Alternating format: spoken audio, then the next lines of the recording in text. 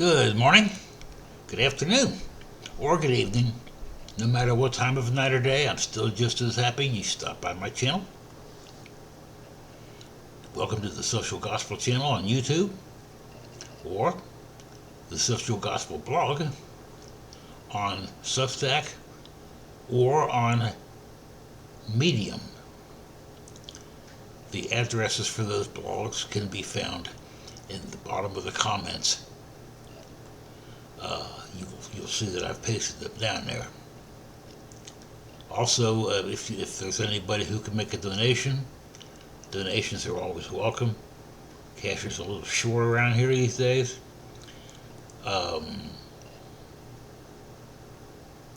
So the links to make donations can also be found at the bottom of the comments, okay? You can take it all in down there, and I can just skip over that for now and just get right into the message here, which is what I want to do. What is the true source? This is titled, What is the True Source of Human Frustration? Disclaimer, you may not like the answer. This might make some people uncomfortable. If it does, I mean no disrespect.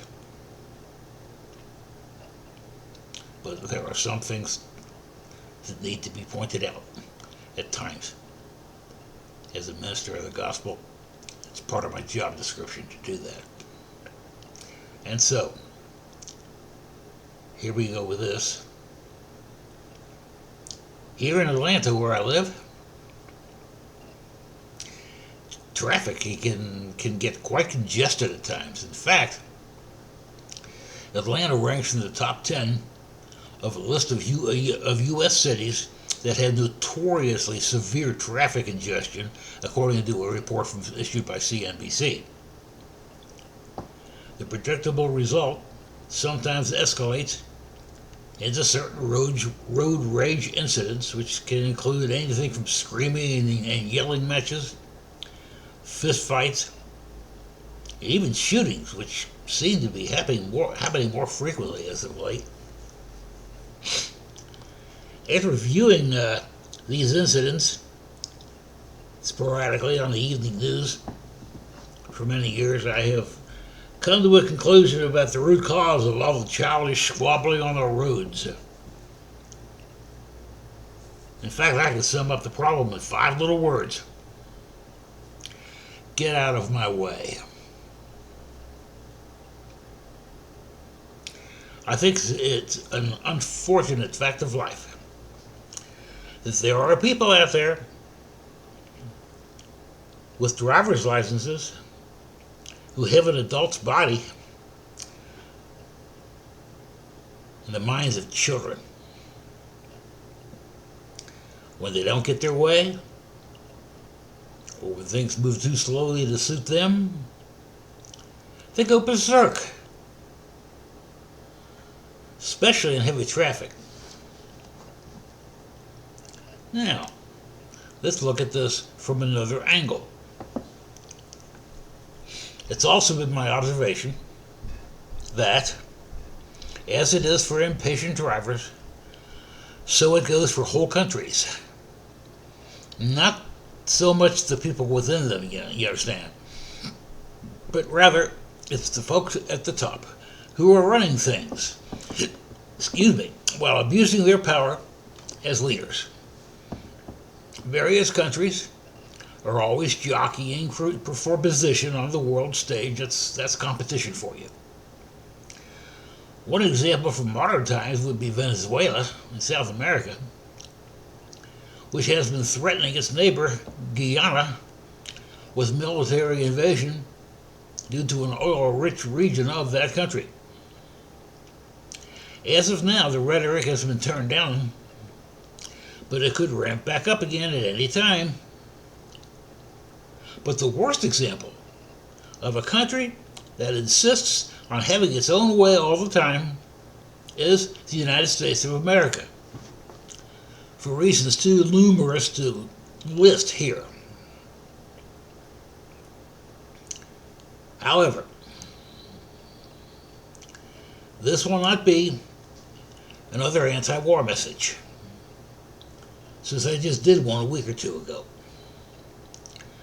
Now this time around I want to write about, and I want to record about, impatience and impatient people. Sometimes it's people in traffic, other times it's people in a marriage or a business, and occasionally it's entire countries coveting each other's resources and going to war over those resources. In another form of coveting, it has been reported that there was yet another record-breaking holiday shopping season. People are going into debt at ever-increasing levels just so they can have more stuff that they probably don't need. So, what's the least common denominator of all this? What's the bottom line? Why are people doing all these things? Why do they seem so impatient or so angry most of the time? Why do whole countries do much the same? Why do people buy all that Chinese junk and go into debt to pay for it all? It's all because they are ignoring God. That's why. Those individuals I am writing about or recording about are people who have written God off.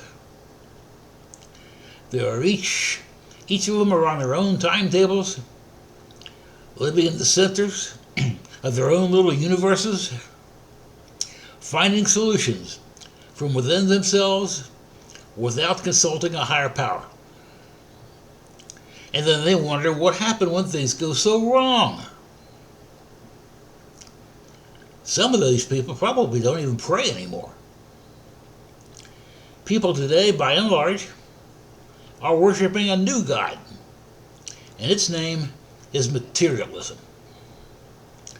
What else could cause record spending and record indebtedness to be happening all at once?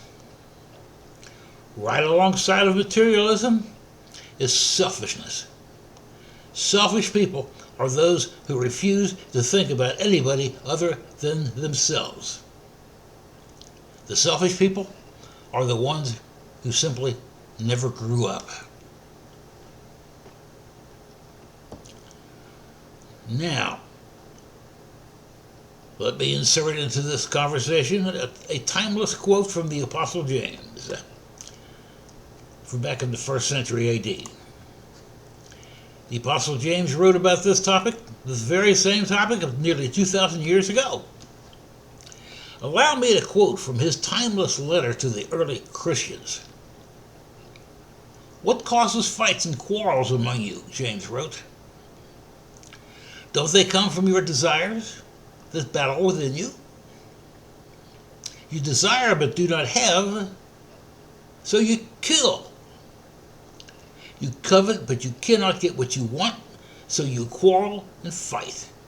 You do not have because you do not ask God, and when you do ask, you do not receive because you ask with wrong motives, that you may spend what you get on your own personal pleasures.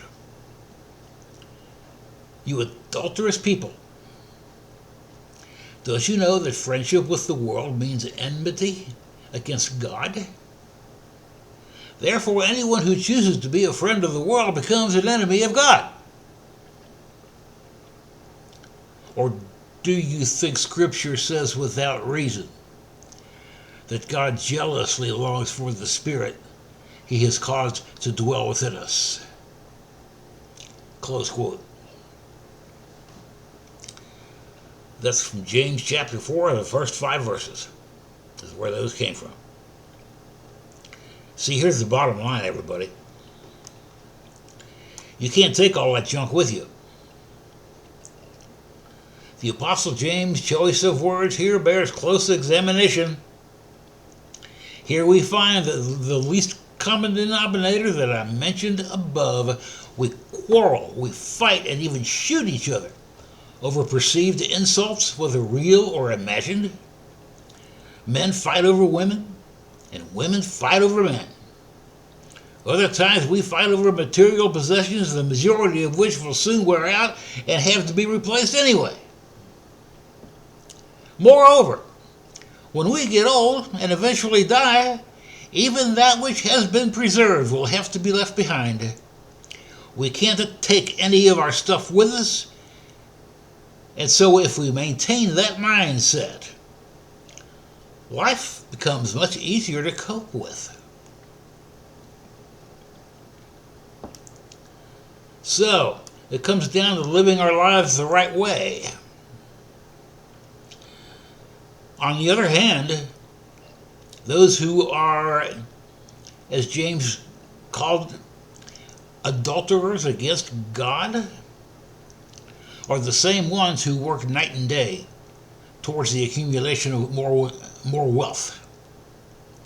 Money and all it entails has become their God of choice. Either we worship the one true God or we don't. Jesus said it best himself when he taught, you cannot worship both God and money. See Matthew chapter 6, verse 24 for the source on that. Those who fail to follow this teaching risk never seeing God, nor will they ever meet Jesus, who saved their souls even though they refuse to accept it. For me at least, the risk of that occurring is unacceptable. You can have the world with all its insanity, or you can have the peace of Christ, which is eternal. When you resist evil, evil will flee from you and look for an easier target. The choice is ultimately yours. Please make the correct choice and choose Jesus Christ now. Make a conscious choice to embrace him right this very minute. It doesn't matter how you say it. Just do so right now. Your lives will all be better because of it, and you can finally let go of your material possessions. They will have no more hold on you. You can just turn and walk away. And there's nothing wrong with that. Normally at the end of a church service they pass around a collection basket. But since I'm online only, I don't have one. But that's okay, I don't need one anyway.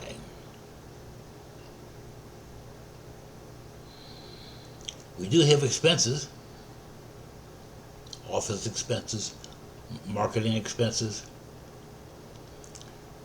I'm about to pay this man to do a website for me in another month. Need money for that, and so on. So if you can spare anything at all,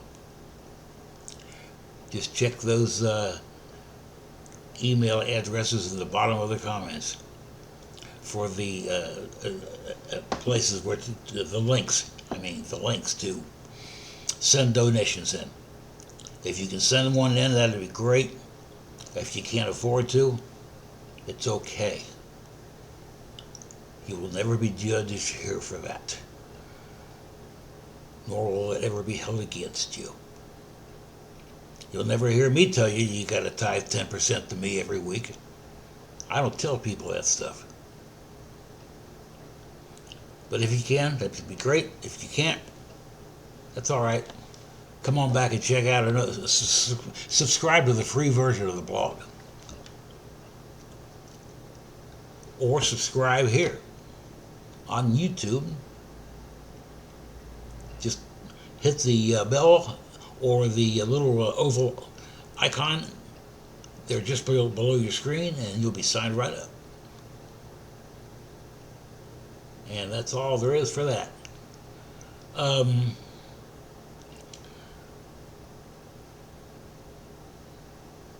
Oh, and please don't forget to give me a like and a share and a subscribe. Everything helps. Trying to build a community here. I can't do this by myself. I can use your help. Won't you please? And so, I want to thank each and every one of you for the privilege of your time. You've all been very, very much appreciated. Having run out of things to say for this time around, everybody be blessed. Yes, I said be blessed. In Jesus' mighty name.